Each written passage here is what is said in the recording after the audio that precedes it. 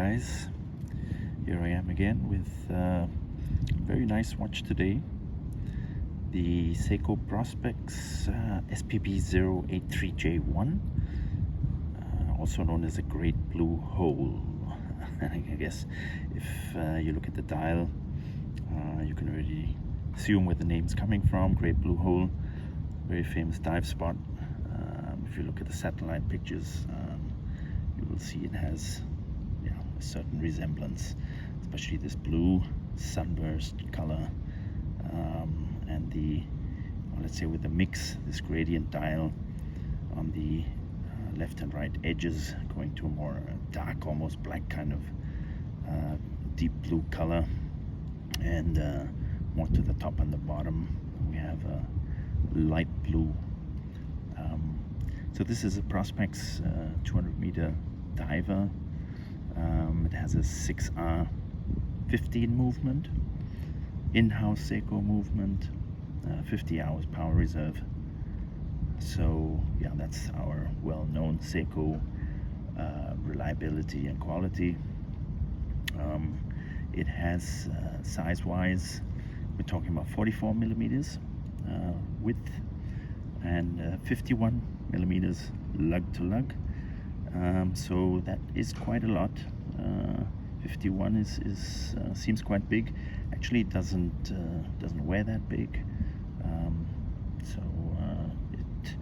think it's big enough to basically justify or make it look like a tool watch.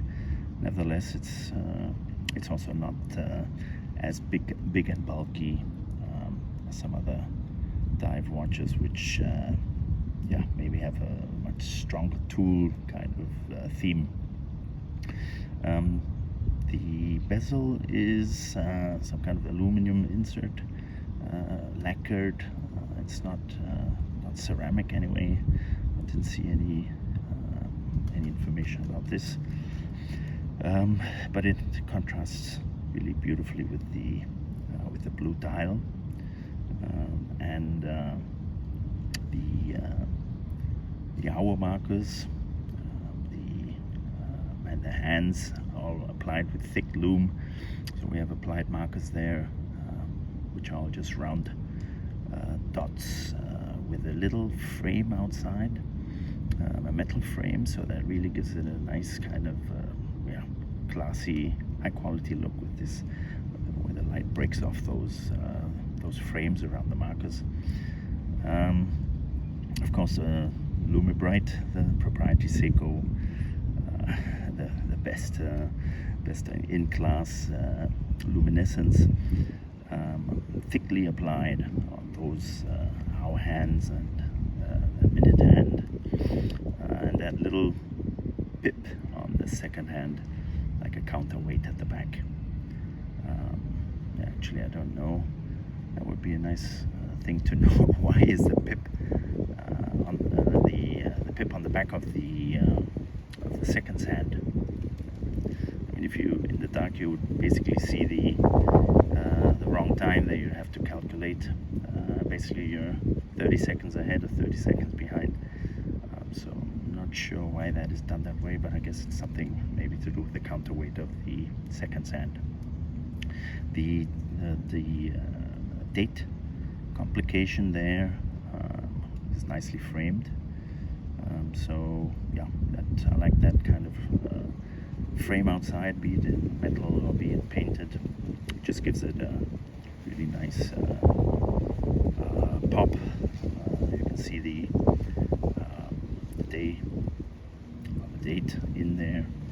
The date. There's not a date complication, so you only see the date. In terms of finishing, we know Seiko has great finishing in terms of this polishing.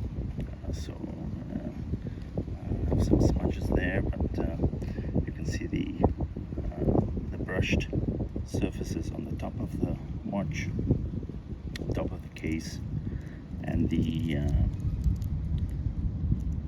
polishing on the case side, with some clear beveling there.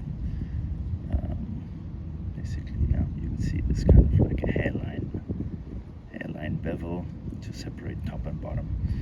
Has a screw down crown, nicely knurled, nice size, easy to operate, no crown guards, but of course also something I like, this 4-hour at the 4-hour location, this crown, which then does not dig into your wrist as if it were at the 3 o'clock position. Yeah, what else can we say about this? The bracelet, yeah, bracelet is also pretty good. As you can see, it has it's not just flat links, the brush links, center links, they're like, yeah, they have an edge to it, so it gives it an interesting look. We have the normal 3-fold clasp with this lock here. It has a dive extension, a little one, and some micro link adjustment possibilities there. It's a milled clasp, look at that. So yeah, that's always good to have a milled clasp. Case back, screw down case back with the Seiko Tsunami on there. Has a sapphire crystal. Yeah, flat or slightly domed. It is slightly, no, it's a flat crystal. Yeah, it's just that the bezel is slightly domed, so it looks like the crystal, but no, it looks flat. The watch case itself is Deer Shield applied to improve resistance to scratches, so some additional protection there. Yeah, so there's the star of this watch. The star in the room is, of course, the dial. Honestly, for this watch, I only realized how beautiful it is after I really got it. Yeah, so I guess sometimes for some watches you just need time to really appreciate the full beauty. And this is one of the ones which I really, yeah, like more and more as time goes by. Okay guys, thanks for watching, bye.